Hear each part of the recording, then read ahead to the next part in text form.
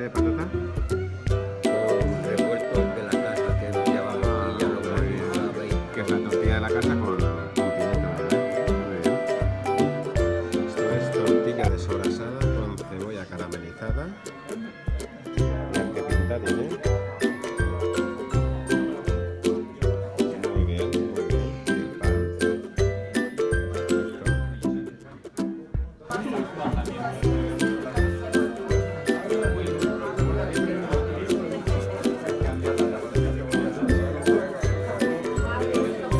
Y Manitas de cerdo.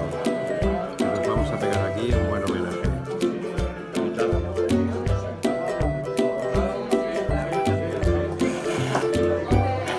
La pinta tiene.